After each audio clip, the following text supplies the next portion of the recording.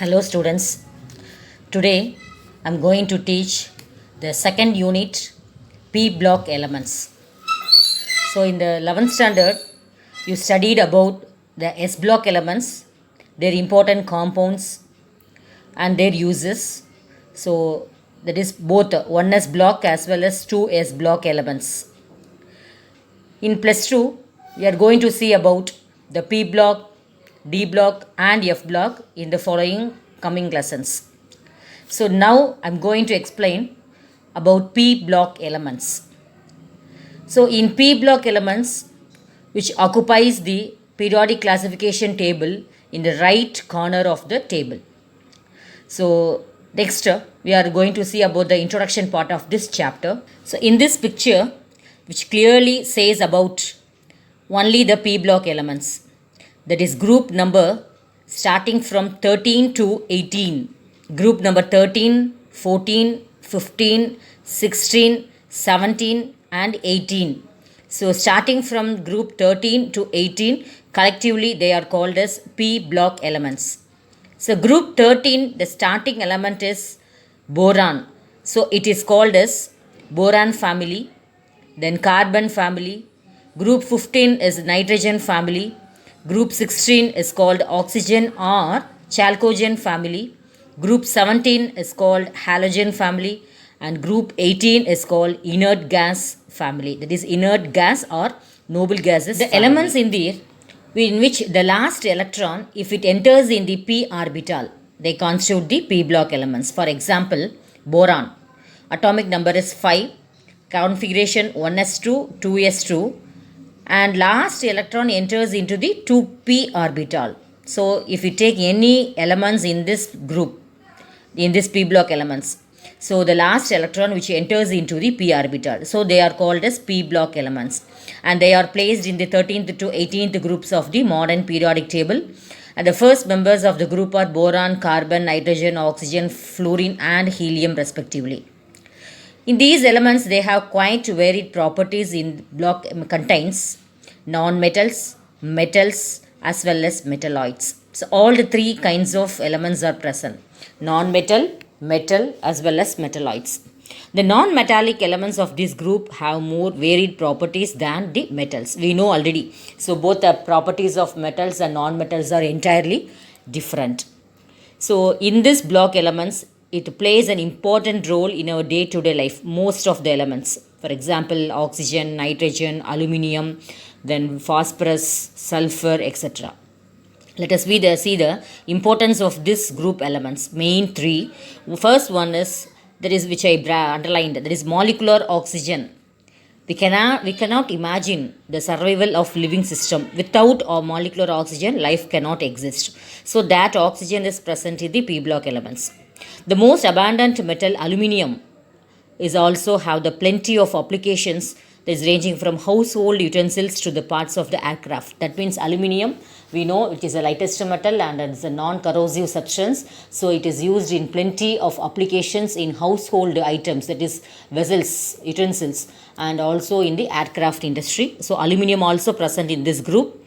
Then the third, the semiconducting nature of the elements such as silicon and germanium, which is having a revolutionary change in the field of modern electronics. So that is the first part: oxygen, aluminium, silicon, germanium. Almost these elements are present in the P block elements.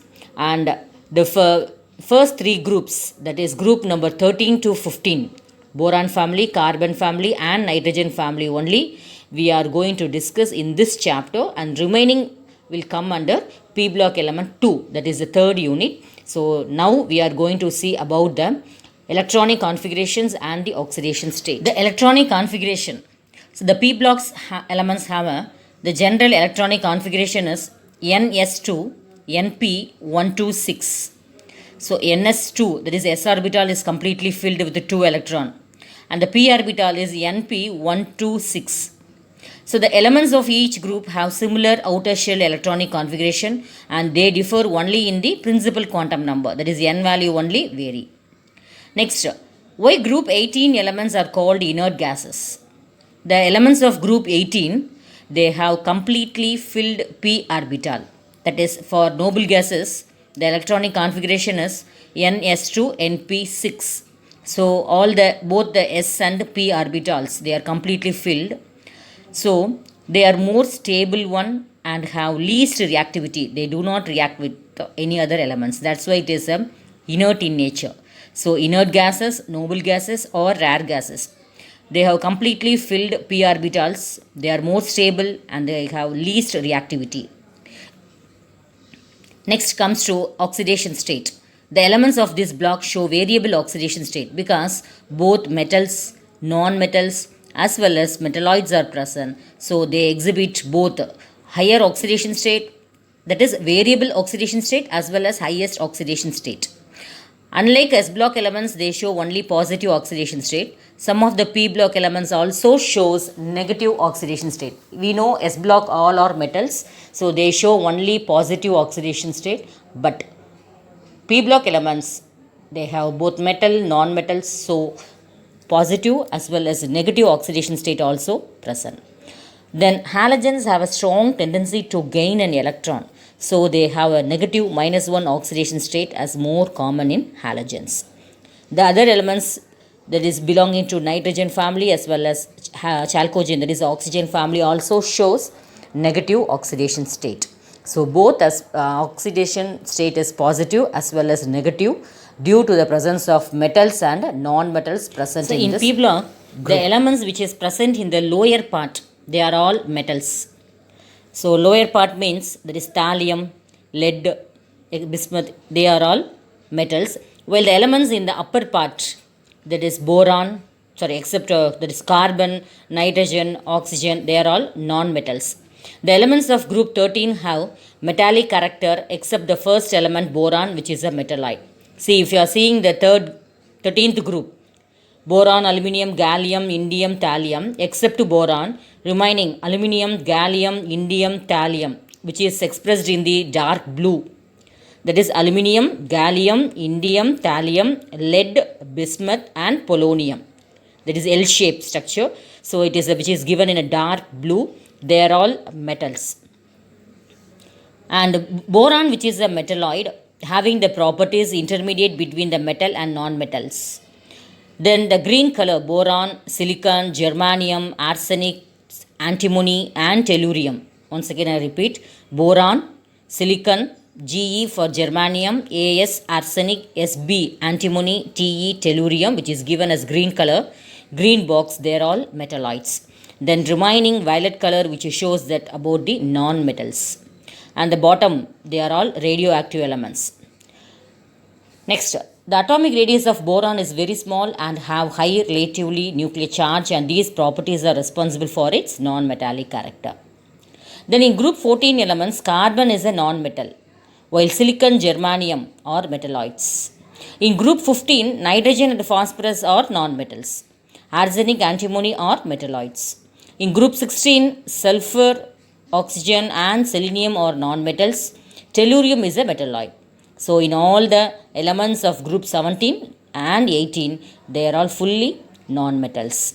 So if you see the colors of the boxes, we will easily memorize which are metals, non-metals and ionization enthalpy.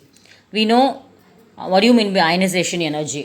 The amount of energy required to remove the most loosely bounded electron from the isolated gaseous atom to form its cation. We call it as a ionization energy.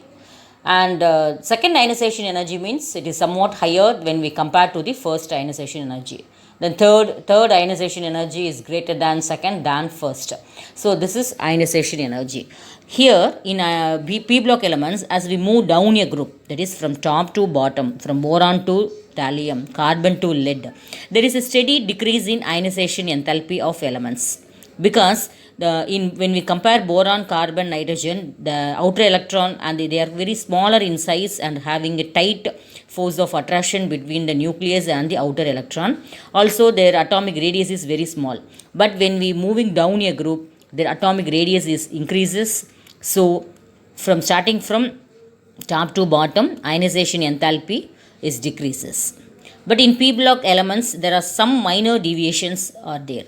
In group 13, boron to aluminium, the ionization enthalpy decreases as expected. but from aluminium to thallium there is only a marginal difference. Why? Because due to the inner d and f electrons, which has poor shielding effect when compared to s and p electrons. So that region alone, aluminium to thallium, usually we expected the ionization energy decreases, but here somewhat difference due to the there is poor shielding of S and P. There is inner D and F electrons which having the poor shielding effect. As a result, the effective nuclear charge on the valence electrons increases. So there will be a similar trend is also observed in the group 14 also. So here poor shielding effect of D and F electrons is overcome by increasing shielding effect of the additional P electron. So in successive groups is higher than the corresponding elements of the previous group as expected. So as our expectation, from top to bottom ionization energy decreases, but due to the poor shielding effect of P and F orbital, D and F orbitals, starting from aluminium to thallium and silicon to lead, phosphorus to bismuth, somewhat the variations is due to the imperfect shielding of next the anomalous properties of first elements. So how the anomalous means a special cases in each group, how they are having a similar properties or anomalous properties. So in p block elements, the first member, when we take the boron family, boron, aluminum, gallium, indium, thallium, the boron alone having differ from other elements. Why these arises? Let us we see. This is an important question. Anomalous properties of first elements. In p block elements, the first member of each group differs from other elements. The reason is, first point, the small size of the first member. We know in each and every 13th to 18th group, the first member is very, very smaller in size. Second, high ionization enthalpy and high electronegativity is the main reason. High ionization enthalpy and high electronegativity. Then third, so here only s and p orbitals are there, so there is absence of d orbital. This is also one important reason.